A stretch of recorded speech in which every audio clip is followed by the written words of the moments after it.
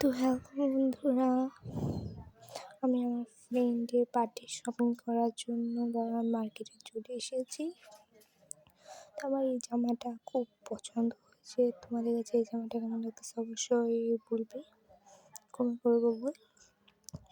আমার কাছে এই জামাটা অনেক ভালো লেগেছে। তো ওর বার্থডেতে আমি এই জামাটাই পরবো।